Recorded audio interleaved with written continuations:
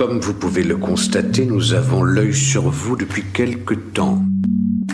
Et nous avons l'impression que vous menez une double vie. Avec les coups de pied, les coups de poing, l'emmerdant, c'est que ça laisse des marques. En revanche, il y a un truc super efficace, c'est celui-là, tu vois.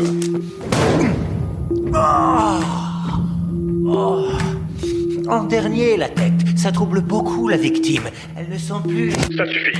Je vais te démonter. Bonjour. Coucou le démonteur. Ma. Ah bah c'est ici qu'on s'installe. Ok. Attends 2 secondes parce que j'ai mon chat qui a encore mis des poils dans mon micro là, dans la bonnette. Et du coup, tu vois, il y a plein de trucs. Et tu vas encore critiquer le magin. Gagner du thé à un chat, ce sont les familiers démoniaques des podcastrices. Mais j'ai oublié mon thé. Attends, j'arrive. Mon Dieu. On n'a pas le cul sorti des ronces. Ouais, va le chercher. Tu as demandé à des amis d'appeler la police si tu n'envoyais pas un SMS toutes les 15 minutes, c'est ça? Je ne vais pas te demander comment tu vas, c'est rhétorique et tout le monde s'en fout. Et attends, je vais super bien. Figure-toi que normalement ce matin, il faisait tout gris, je me suis dit c'est nickel. Pour enregistrer l'après-midi, surtout les réponses d'une certaine personne qui arrête pas de me dire et pourquoi tu m'as pas envoyé le démontage. Ben ouais. Et puis, depuis que je me suis installée, il fait beau, les voisins sont calmes, l'église a arrêté de sonner comme un tintouin parce que c'est la période des mariages et papa. Et du coup, ça fait du bruit et du coup, tu connais toi-même. Hein. Et je vais bien, en fait. Et je crois que j'ai oublié mes livres. Attends, je reviens. Mais elle est encore partie. On n'est pas rendu, mes enfants, on n'est pas rendu. Sinon vous, ça va? Fait pas chaud pour la saison, hein?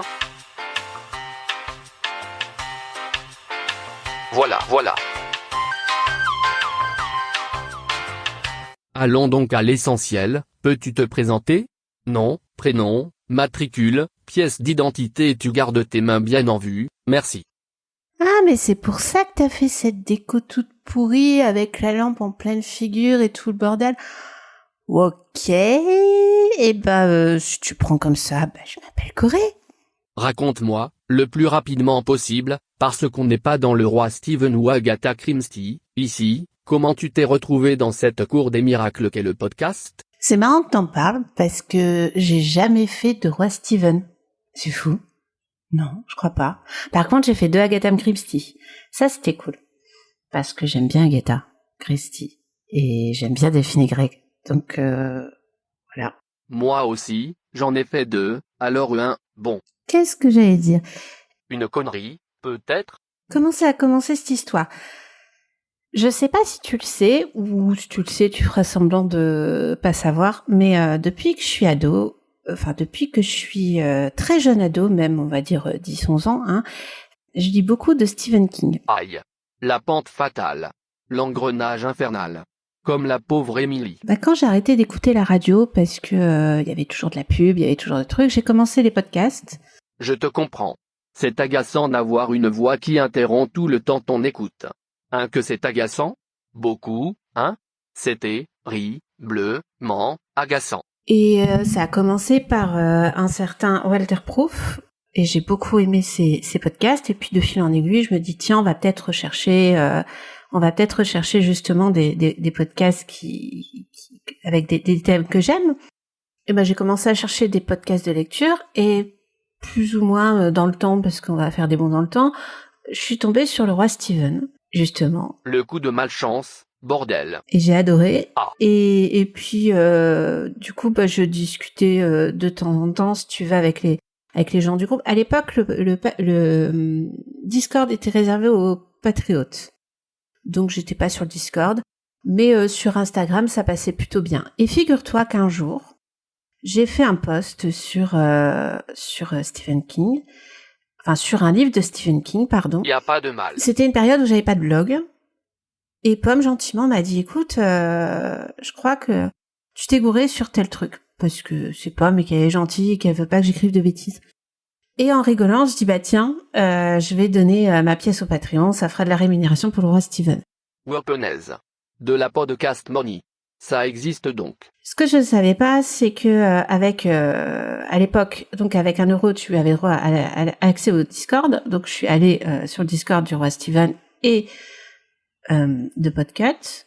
On a commencé à discuter séries et livres. Et puis j'ai parlé d'une série, me demande plus laquelle parce que franchement, voilà. C'est l'âge, ça. Et Pomme a dit, fais une reco. On la reconnaît bien là. Et je dis, mais moi je suis pas podcastrice.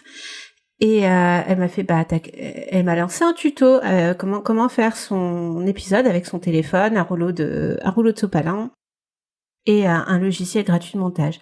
Et j'ai fait une reco watchlist, et puis après, on a continué à discuter bouquins, et puis Chapitre a pris son indépendance. On a commencé à parler club de lecture. En même temps, sur le coin pop, il parlait aussi de faire un coin lecture. J'ai fait, bon, allez. Le contrat faustien avec Pomme, la Méphistophélès de Podcut. Bref, la descente aux enfers podcastique classique. Et puis c'était une période en fait où pendant très très longtemps, pendant plus de 10 ans, j'ai fait des blogs littéraires. Itso 2000. Et j'ai jamais voulu faire de chaîne YouTube, machin, comme c'était à la mode. Et puis parce que pas le temps, tu sais, j'ai deux raptors, donc à nourrir et à élever. Pas des faciles, ceux-là. Quel courage. Et puis voilà, en fait, ça s'est fait comme ça, le principe de faut pas installer de caméra, machin, faut juste prendre un micro. Donc du coup, j'ai acheté un micro. Et puis c'est comme ça que je suis tombée dans le podcast. Donc au fur et à mesure, j'ai fait des recos pour Watchlist, j'ai fait des recos pour Chapitre, on a fait les spéciales du dimanche, on a fait les clubs de lecture. Sur le coin lecture du coin pop, j'ai fait des recos quasiment une fois toutes les 15 jours. On a du coup, ça fait bientôt 1 an, mais... Et puis j'ai fait aussi quelques émissions Star Trek avec Guy, que je salue parce qu'il m'a donné aussi pas mal d'astuces. Et puis toutes ces personnes m'ont appris plus ou moins à prendre confiance en moi. Et puis surtout, j'ai réouvert un blog. Et puis je parle lecture et c'est cool, je vois du monde. Et voilà comment je suis tombée dans le podcast en fait. Tu es une grande lectrice. Enfin. Tu es une lectrice qui lit aussi vite des livres, que Guillaume Musso met de temps à les écrire. On est sûr du compulsif, du spectaculaire, limite un super pouvoir. En plus, tu écris des chroniques sur ces trucs en papier. Parle-nous de tout cela et, dors, tu la nuit ? Parle. Le peuple veut savoir. Ah, la fameuse affirmation de Corée, elle lit beaucoup. On en a déjà discuté un peu en off, mais tu tapes direct tout ça titille, hein. À cette affirmation question, je pourrais te faire 2 réponses en vrai. Et c'est celle que je dis à tout le monde et celle qui est vraie, et vu comment tu te frottes les mains d'avance, tu vas pas du tout aimer la première et préférer la deuxième. Et pour être honnête, depuis quelques mois, c'est vrai qu'on discute pas mal tous les deux, et je pense que tu vas de suite voir le côté imposteur de la première réponse. Je vais te la mettre quand même parce que comme ça tu pourras bien rigoler. Mais tu seras pas content si je te donne pas la deuxième. Donc à partir de là, je vais la donner quand même. Première réponse. Alors attends, je prends ma voix de chroniqueuse littéraire en carton-pâte là. Alors, tu sais, la lecture, c'est un peu comme le sport. Si tu commences à faire du running, au début c'est pas foufou, et puis tu t'accroches et tu y investis du temps et de l'argent pour l'équipement. Et avec de la volonté et de l'expérience, tu fais des courses plus longues, tu diversifies tes terrains de course. Tu cours plus vite aussi, et tu n'as plus l'air de vouloir crever après chaque séance, mais tu as un teint plus frais, des vêtements plus saillants, ton corps se transforme, mais non, ce n'est pas sale. Tu acquiers de la musculature et de la cardio, et qui te permettront, si tu en as envie de faire, je sais pas moi, des trucs de coureur comme le marathon. Eh bien là, la lecture, c'est pareil. Un jour, tu prends un livre parce qu'il te tente. Tu lis lentement et difficilement au début. Et puis après, tu affines tes goûts et tu affines ta critique. Et avec de la patience et de la détermination, tu arrives à un certain niveau de lecture. Tu vois ? Ouais, tout à fait. Je vois à ton air, c'est pas la réponse que tu cherchais. Et elle me protège bien, cette réponse. Et tout le monde comprend que J'ai pas de super pouvoir et j'aime juste pas du tout le running en fait, donc j'ai préféré la lecture. Et en règle générale, les gens ils vont pas plus loin. La vérité vraie, elle est moins fun, tu sais. Quand j'ai eu 5 ans, j'ai perdu coup sur coup mon père et ma grand-mère maternelle. On habitait dans la Somme à l'époque, ouais, je sais, je suis née picarde, et dans un village. Ma mère, elle est devenue à 25 ans veuve, puis orpheline de mère. Et on est donc remonté dans le nord pour habiter à côté de chez mon grand-père, parce que, fallait bien me trouver un mode de garde, tu vois. Autre info, je suis fille unique et la première de ma génération dans la famille. Donc, quand j'ai débarqué à l'école, je te laisse imaginer à quel point ça s'est bien passé. Une gamine avec des émotions d'adulte et pas les plus fun, déracinée, élevée par son grand-père. J'avais clairement pas les filtres sociaux pour me faire des amis et j'ai dû apprendre, un peu comme je pouvais. Et à la maison, l'humeur, c'était pas toujours à jouer ou à contacter tous les parents du monde pour me faire inviter. Alors, me sors pas non plus le générique de Rémi sans famille, parce que mon enfance, elle était mélancolique, mais pas malheureuse. Et mon meilleur ami, c'était mon chat et mon chien, et j'ai fait des longues balades, et j'ai appris à grimper aux arbres, à bricoler un peu, à jardiner, et puis quand les adultes avaient besoin de souffler, ils me donnaient un livre. Ce qui m'a pas non plus aidé à l'école au début, parce que je parlais livres, et quand tu te rends compte si jeune que les gens ne sont pas éternels, et certes, tu te fabriques des filtres sociaux pour sympathiser un peu, mais avec les autres. Mais leurs jeux, moi je les connaissais pas, tu vois. Donc les copains et copines allaient venaient, je leur parlais pas de ma vie parce que dire ça va aujourd'hui, t'as fait quoi ce week-end? J'ai nettoyé une tombe, j'ai bricolé, j'ai lu et puis j'ai pleuré parce que il y avait des membres de ma famille qui me manquaient. Enfin, tu vois, le genre de truc. Je trichais tout le temps. Et par contre, ce qui était constant pour moi, c'était les livres. Et les livres, ils m'ont jamais abandonnée.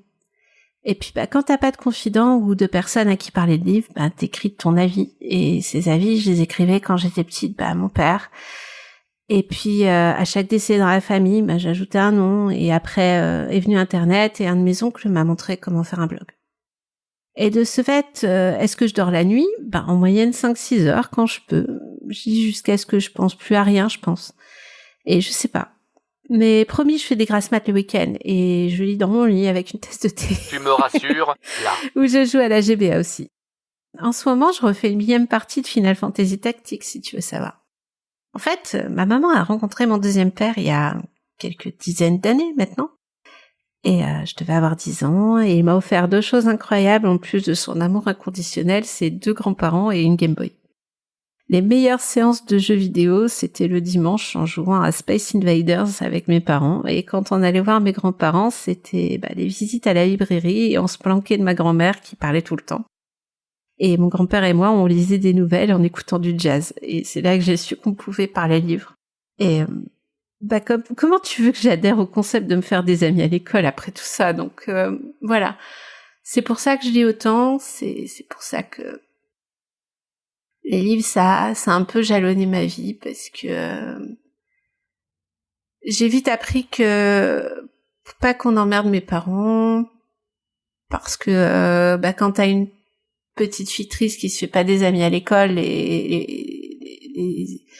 les profs, ils ont tendance à appeler en disant dis donc, votre enfant est un petit peu triste et puis c'est pas normal qu'elle se fasse pas des amis et les parents disent voilà quoi.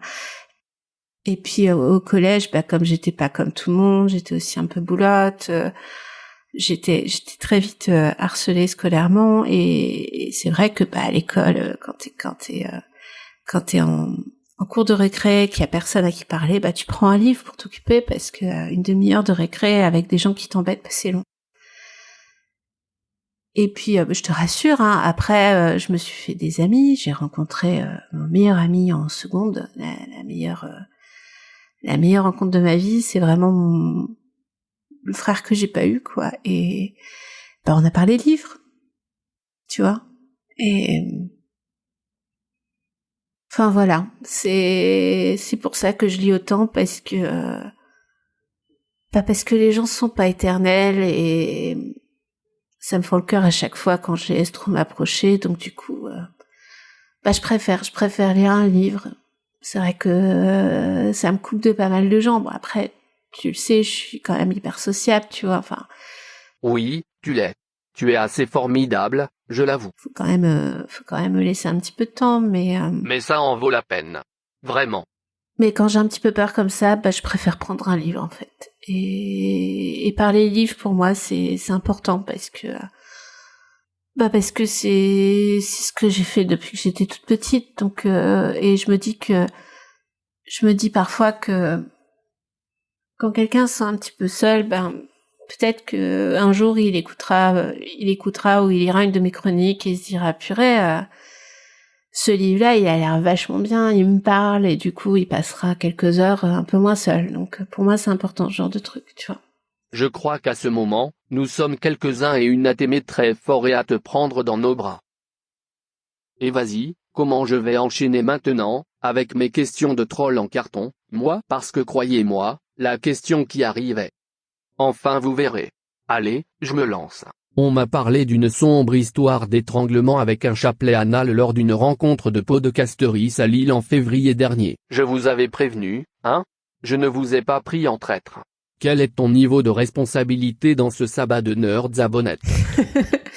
Bah, je pense que cette responsabilité est entièrement mienne. Toi, t'as découvert ce que c'était que de sympathiser avec moi, c'est-à-dire d'avoir la possibilité à 3h du mat d'avoir un DM de ma part en disant oh, je suis en train de lire ce livre, il se passe ça, c'est complètement dingue. C'est un grand moment. Je recommande. J'ai trop hâte que tu te réveilles pour avoir la suite, parce que moi ça m'a fait hurler de rire, mais je sais que t'es pas réveillé, quoi. Et effectivement, le lendemain, à ton réveil, tu m'as fait ah, mais en fait je connais cette saga, pour ceux qui voudraient savoir, c'est la saga du Bourbon Kid. Et c'est foutrement bon. Et t'as ri, et puis en fait, ouais, je suis tombée sur au fur et à mesure, quand tu grandis, bah tu te rends compte que t'es pas tout seul dans ce genre de délire. T'as des nerds qui aiment beaucoup la lecture ou qui aiment beaucoup les jeux vidéo, et puis j'ai rencontré aussi d'autres nerds de mon autre passion qui est l'histoire. Et bah oui, sur ce serveur d'histoire appliquée, si vous voulez tout savoir, quand vous vous demandez si une situation de combat est réelle ou pas, vous allez dans un chat vocal et vous dites « Eh, j'ai lu ça, il s'est passé ça », et t'as 10 personnes qui vont te répondre le plus sérieusement du monde, effectivement, comment c'est possible de faire une scène de combat avec un chapelet anal. Et quand je t'ai raconté ça, t'en pouvais plus, et moi non plus, et... Ça fait flipper, le dark web. On pensait que 4chan ou les Red Rooms c'était le pire, eh bien non, c'est le serveur Discord d'un groupe de passionnés d'histoire. Fascinant. Et voilà, et c'était un super moment en fait, et... Alors, je ne sais pas si tu as vu, mais il y a eu 2 ou 3 regards un peu effrayés vers nous. C'était trop cool. Et ouais, et en fait, c'est là que tu vois que... Bah, c'est là que tu vois que mes filtres sociaux, ils sont pas top, parce que... il peut m'arriver d'envoyer des DM à des personnes en disant tiens, j'ai vu tel truc, et est-ce que c'est normal, est-ce que ça te fait rire, et je vais pas dire je teste un peu comme ça, mais en gros bah, les personnes pas intéressantes vont abandonner en fait. Et moi, perso, j'aime bien. Ça me fait marrer. Voilà, en fait, pour moi, quand je trouve quelqu'un de sympa ou d'intéressant, je lui parle de livres. C'est un peu mon indicateur d'appréciation des personnes. Il y a des gens où j'aime bien leur parler livres tout le temps, et donc du coup, ouais, je débarque dans leur message privé en disant hey, j'ai lu ça, il est 4h du mat, c'est une pépite, vas-y. Si t'as besoin de plus, je te réexpliquerai demain quand j'aurai émergé, mais il faut pas que j'oublie de t'en parler. Et ceux que j'aime pas, eh ben, je leur parle pas de livres du tout. C'est ça, en fait, cette deuxième partie de question, en fait, m'a fait réaliser un truc. C'est que les personnes que j'apprécie, je leur parle de livres. Et les personnes que je n'apprécie pas, en fait, je m'en embarrasse pas. Je leur parle pas de livres, et je leur parle pas tout simplement. Et Mes questions à la conserve à quelque chose, t'as vu? en règle générale, oui, quand je parle d'un truc qui m'intéresse, donc après, il y a pas que des livres, hein, je te rassure, il y a aussi les jeux vidéo, il y a aussi de temps en temps les séries, il y a aussi le tricot, parce que oui, je suis aussi une grande tricoteuse.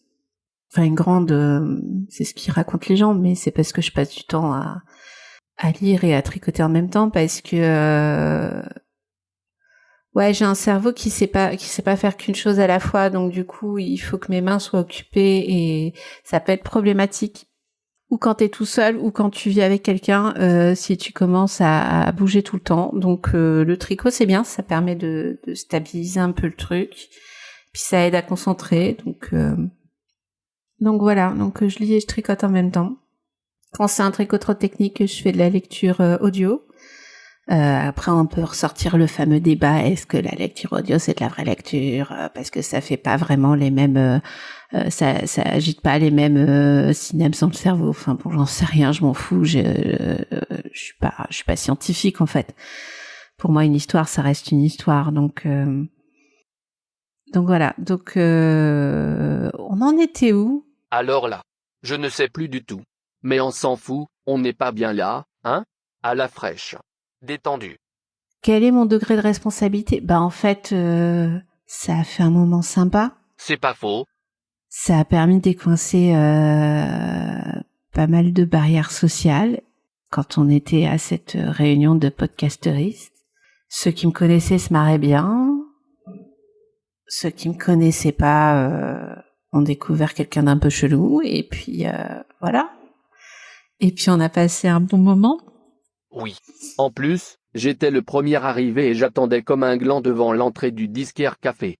C'est toi qui m'as introduit. Enfin. Non mais, vous avez compris quoi.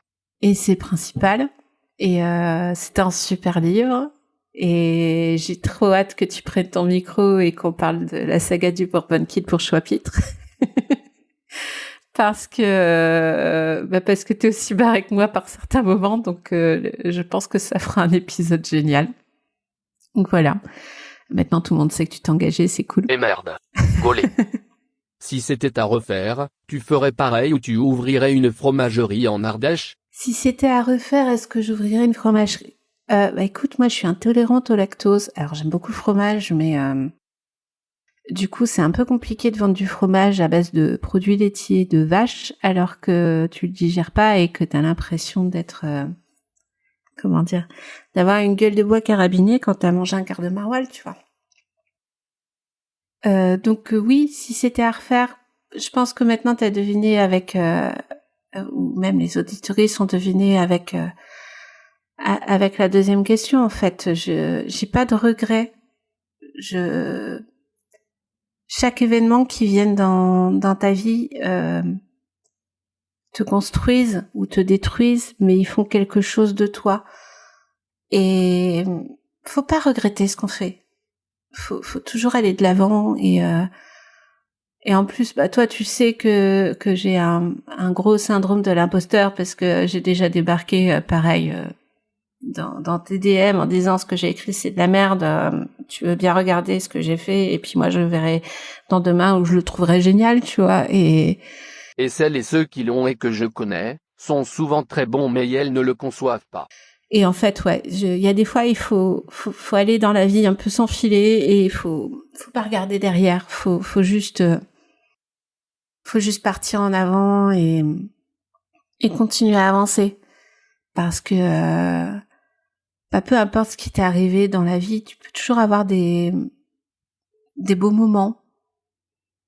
Et des moments un peu moins bons, mais c'est des moments. Je pense que si tu restes chez toi à voir personne, à parler à personne, tu loupes tout et du coup il faut savoir même si tu sais pas t'ouvrir aux autres, tu vois, il faut savoir s'ouvrir au monde.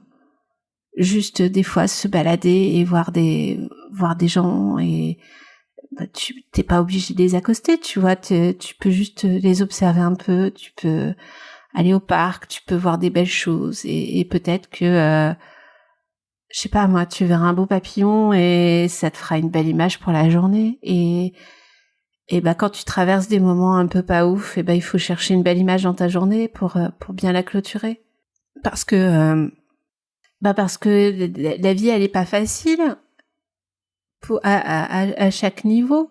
Si on recherche pas quelque chose de beau et de bien et si on regrette tout ce qu'on a fait, et ben on n'avance pas. On a beau dire qu'on veut s'enfermer, en fait on n'est jamais tout seul. L'homme et la femme sont des animaux sociaux, tu vois. Il y a toujours quelque chose qui est raccroché à toi, ne serait-ce que quand tu dis bonjour à ton boulanger le matin parce que tu vas chercher du pain. Voilà, enfin, tu vois, je regrette jamais rien, en fait, jamais. La science fiction, c'est ton kink. Si la prochaine fois, je me déguise en princesse Leia dans le retour du Jedi pour l'apéro podcast à Lille, tu accepterais de m'emmener au donjon de Monsieur Hutt? Si tu viens déguisé en princesse Leia, mais sérieux. Je crois que je t'ai fait ma déclaration ce jour-là. Oh. Oh mon Dieu, je viens d'avoir l'image en tête, c'est magnifique. Fais ça, je te jure, fais ça et je t'emmène au donjon de Monsieur Hutt. Et Arrête, ça m'excite. Fort. Pour moi, je fais partie quand même de la team Star Wars, c'est de la fantasy technologique, donc mais on peut faire un débat, hein, c'est pas... C'est pas de la fantaisie spatiale avec une pointe de proto-dieselpunk. Plutôt. Je reprends un petit coup de thé parce que là, je te dis, j'ai l'image, c'est... Je sais marquer les esprits, n'est-ce pas? Waouh. Et j'espère que tu dis pas ça à toutes mes nanas que t'interviews quand même, parce que... Non, toi, c'est spécial. Alors, la science-fiction. Tu sais, comme je t'ai dit plus tôt, j'ai été élevée par mon grand-père paternel, enfin tout ce qui était rentrer à l'école, manger, faire les devoirs et tout ça. Et il y a plus d'une trentaine d'années maintenant, on regardait la télévision, hein, parce que on est de cette génération qui regarde la télévision. Et mon grand-père, il a pas eu beaucoup d'éducation à l'école parce qu'il a arrêté. Il a arrêté quand? Je sais même pas s'il a passé le brevet des collèges. Enfin bon, bref. Et il lisait pas beaucoup parce que ça l'intéressait pas. Par contre, il adorait filmer, il adorait regarder la télévision. Et un jour, il a découvert Star Trek. Donc tu vois, mon entrée en science-fiction s'est fait grâce à Star Trek. Et il trouvait ça mais incroyable. Ça lui a ouvert des portes et donc on regardait Star Trek. Et c'est comme ça que j'ai commencé à aimer la science-fiction. Et en fait, comme je t'ai dit, j'ai été élevée sans autres enfants, donc sans codes sociaux. Pour moi, la science-fiction, c'était génial parce qu'on s'évadait et qu'on imaginait des futurs. Et quand tu veux un peu fuir ton passé, tu essaies d'imaginer d'autres futurs. C'est après que j'ai discuté avec des gens de mon âge, plus dans l'adolescence, et c'est là qu'on m'a dit que la science-fiction, c'était en fait pour des garçons. Du coup, comme je me sentais fille, j'ai pas transitionné. Mais je me suis rendu compte au fur et à mesure. Au départ, je pensais que j'étais juste toute seule à aimer la science-fiction. Et puis, au fur et à mesure des années, j'ai découvert qu'il y avait d'autres filles qui aimaient la science-fiction, mais qu'on leur avait toujours dit que le genre, c'était pas pour les filles. Et puis, c'était avant Internet aussi. Et puis, j'ai continué à lire de la science-fiction alors que je pigeais rien aux maths, mais on me disait toujours, oui, mais tu sais, c'est très scientifique, la science-fiction, faut avoir limite un niveau maths sup SP, et puis sûrement une paire de testicules et un autre appareillage pour faire trépied, tu vois, parce que pour soutenir les livres, c'est mieux. Mais j'ai continué quand même à lire, j'en parlais pas trop, et ouais. Et puis au fur et à mesure, j'ai commencé à me dire que c'était pas normal, et puis j'ai commencé à parler de science-fiction, et la science-fiction, j'adore ça. J'adore ça parce que t'as tellement de t'as tellement de choses qui sont possibles avec ça. Tu regardes le monde où tu vis maintenant, tu vois ce qui te plaît, tu vois ce qui te plaît pas, tu vois ce que tu veux changer, et là c'est là où tu agis. Ouais, c'est pas un roman de la romance, tu vois, où tu dois choisir entre mec A et mec B et que ça se passe mal parce que tu comprends, t'es pas assez belle ou t'es pas assez, enfin je schématise très grossièrement les romances, mais c'est un peu ça, c'était un peu ça pendant des années. Ou la fantaisie. Alors la fantaisie, oui, j'aime beaucoup aussi, mais ça reste quand même de l'analyse politique. Il n'y avait pas à l'époque beaucoup de récits autres que l'orphelin qui a pas de pouvoir et qui va sauver le monde et qui va découvrir que c'est le plus grand des magiciens ou le plus grand des guerriers ou voilà. Moi, j'avais pas besoin d'avoir de récits d'enfants orphelins qui deviennent des super personnes. Moi, je savais qu'en étant orpheline, si tu veux, grosse épée ou pas, c'était la merde, tu vois. Et par contre, me dire que à force de travail, je pouvais aller dans un vaisseau spatial et tataner la tranche des aliens qui étaient méchants et qui voulaient envahir le monde parce que c'était des méchants, ou alors juste découvrir d'autres contrées, découvrir d'autres gens, d'autres manières de penser et revenir sur la planète Terre complètement enrichie de ces expériences. Ça me parlait plus, tu vois. Ou te dire tiens, le monde va mal et la Terre va bientôt mourir, et puis il y a des gens qui ont trouvé des solutions et du coup les gens se parlent plus, et comment dire, et les gens se parlent plus et ça fait un monde meilleur et on le construit tous ensemble. Et quand t'es quelqu'un qui a été mis à l'écart par d'autres personnes, et je leur en veux pas, hein, attention, c'est plutôt classique dans un groupe social où quand quelqu'un est un peu divergent, tu le mets de côté parce que c'est la nature humaine qui est comme ça. Et quand tu as ce genre de roman qui te dit c'est peut-être justement l'inadapté social qui va trouver une solution et on va sauver le monde et il pourra faire partie d'un groupe, là ça me parlait un peu plus. Alors oui, c'est pas la fille de papier de Guillaume Musso qui m'a transcendée. Par contre, c'est la science-fiction qui m'a apporté des solutions, comme quand j'étais petite, c'était Stephen King qui me disait que les monstres c'était pas des trucs hyper fantastiques, ça pouvait être les gens, et que n'importe quel ado n'importe quel ado même tout seul pouvait abattre n'importe quel obstacle. Et c'est tous ces trucs-là qui font que, ouais, on en revient à la lecture, en fait. Mais bon, tu m'embêtes avec tes questions, mais je veux bien que tu te déguises en princesse Leila. À ton tour de t'impliquer, quel podcast tu rêves de défoncer? Évite de dire je déteste les podcasts, c'est trop attendu. Évite de me décevoir, s'il te plaît, ça me briserait le cœur. Les podcasts que je veux démonter, waouh. Déjà, je les écoute pas. Ça résout le problème. En même temps, c'est logique. C'est le même problème. Enfin, je te donne la même solution que pour les gens que je fréquente. Quand je les aime pas, je les fréquente pas, tu vois. Ce que je n'aime pas, c'est les podcasts qui vont te donner une solution pour être heureux. Je supporte pas ça.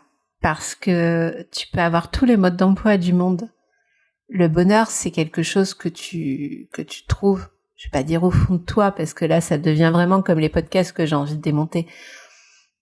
Mais c'est beaucoup le bonheur, c'est pas facile, c'est pas un mode d'emploi universel. C'est chacun a sa manière d'être heureux, ou de pas être heureux, mais de continuer. Et puis, c'est ok de pas être heureux. Enfin, il y a Ce qui est pas ok, c'est de pas vivre d'émotions, en fait. Ce qu'il faut, c'est que tu vives et que ce qui est important dans la vie, c'est de vivre. Ça a l'air con, ce que je te raconte, mais c'est d'avancer parce que c'est l'inconnu, la vie. Il peut arriver des tonnes de choses, heureuses ou malheureuses. Mais imagine, tu restes en stage on va reparler de science-fiction. Tiens, imagine 2 secondes, je te propose un caisson. Du bondage? Où t'es protégé. Et dedans, il y a le mode d'emploi du bonheur et tu vas vivre heureux toute ta vie comme ça. Bah, bordel, tu vas te faire chier, quoi. À un moment donné, déjà, tu peux pas lire. À moins, sauf si on me donne une bibliothèque. À réfléchir, peut-être j'accepterais le caisson. Mais avec une connexion avec d'autres personnes. Qu'est-ce que pleurio le confinement? Tu peux pas te protéger des choses de la vie tout le temps. C'est pour ça que la vie, c'est dur, ok, mais tout le monde ne vit pas la même vie. Chacun a sa vie propre. Donc pour moi, quelqu'un qui va dire « Attends, toi, tu penses que ta vie est un peu merdique ?» Bah ouais, comme tout le monde en fait. Tout le monde pense que personne ne dit « J'ai la meilleure vie du monde », tu vois. Ou alors ils ont des problèmes. J'en connais. Et, oui, elles sont problématiques. Ils se cachent des trucs. Et donc, cette personne va dire, attends, t'as une vie merdique. Donc déjà, tu vois, il tape dans le mille des 3/4 des personnes. Je vais t'offrir les clés du bonheur où tu te sens seul. Je vais t'offrir les clés de comment rencontrer des gens. Bah ouais, mais moi, j'ai pas envie j'ai essayé d'être sociable, d'avoir les mêmes passions que les gens, de discuter des mêmes trucs. Bah, tu te fais chier, quoi. Merde. J'ai pas envie, moi je préfère avoir moins de personnes à qui parler plutôt que d'avoir des tonnes d'amis ou d'être populaire j'en ai rien à foutre de la popularité, j'ai vécu toute seule pendant très longtemps. Je supporte pas qu'on me dise comment je dois vivre ma vie parce que c'est ma vie, c'est pas celle des autres. Et s'il y a un conseil si vous avez un podcast qui un jour vous dit comment vous devez vivre, c'est que c'est un mauvais podcast. Les solutions, elles sont en vous. Moi, je vous dirais la solution est dans une librairie, mais la solution pourrait être en faisant du running, ce sport que j'adore, tous, ou en parlant à des gens, ou en jouant à des jeux vidéo, ou en faisant des constructions en allumettes. Bon, faut se raviter à des dîners un peu bizarres, mais pourquoi pas, ou en tricotant, ou en faisant de la broderie, ou en faisant de la reconstitution historique, ou en démontant des podcasts, ou en détestant des podcasts. Ouais, ça, c'est trop bien. Je sais pas, moi, il y a plein de trucs, mais c'est à vous de trouver la solution. C'est pas à quelqu'un qui va vous dire comment vous devez vivre. Enfin, à un moment donné, parce que voilà, donc c'est tous ces podcasts-là qui franchement me hérissent parce que ils font croire aux gens qu'il y a des solutions alors que toutes faites et toutes simples et sans difficulté. Et en fait non, c'est pas ça. Tu peux vivre ta vie sans les mêmes filtres que les autres. Tu peux vivre ta vie en ne réfléchissant pas comme les autres. Tu peux vivre ta vie en ayant que très peu d'interactions sociales. Et tu peux très bien vivre très bien ta vie comme ça. C'est toi qui fais ta vie, c'est pas quelqu'un d'autre. Voilà, t'as trouvé le genre de podcast qui me hérisse, donc je peux t'en parler pendant. Si tu veux, on fait un podcast à 2 qui parle de ce genre de podcast pour dire à quel point c'est tout pourri. Et on l'appellerait le non-développement personnel ou, peut-être, la meilleure version de moi-même, je l'emmerde. Comme ça, on sera exactement comme eux parce qu'on donnera des solutions pour faire des bons podcasts. Voilà. Mais tu fais ça déguisé en princesse Leia. Moi, j'y tiens là maintenant. Tu m'as vendu du rêve. C'est fini. Là, je veux une photo. Je veux quelque chose. Voilà. Il va falloir prévoir un budget esthéticienne. J'en ai peur. Tu peux me remercier d'avoir sacrifié quelques minutes de mon précieux temps à parler de toi. À bientôt. Est-ce que je te remercie de m'avoir à moitié fait pleurer. Mais je me suis retenue. Est-ce que je te remercie d'avoir dévoilé mon âme à la terre entière? J'en sais rien. Oui, peut-être. Je sais pas. Si, tu peux. De toute façon, c'était... Je sais pas. Ouais, je te remercie parce que j'aime bien quand on discute, j'aime bien écouter ce que tu fais. Et... Ok, c'est bon. Je rougis. Et puis si mon entretien permet à certaines personnes de se sentir un peu moins normales et un peu plus quêtières, j'aurais fait mon taf de podcasterise. Et voilà.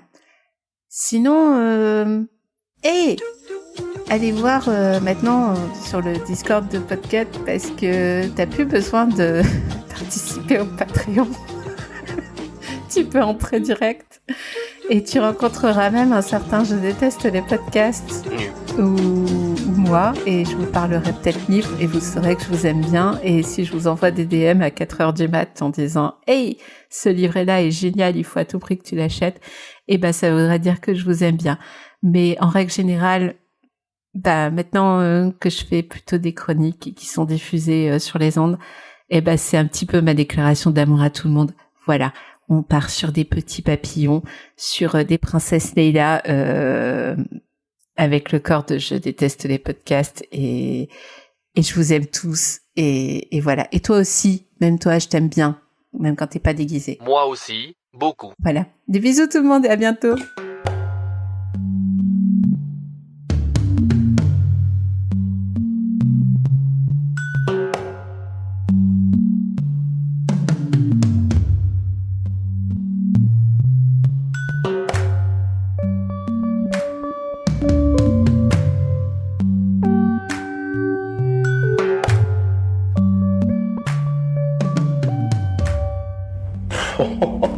N'y pense même pas, je suis bien trop rapide pour toi. Bang!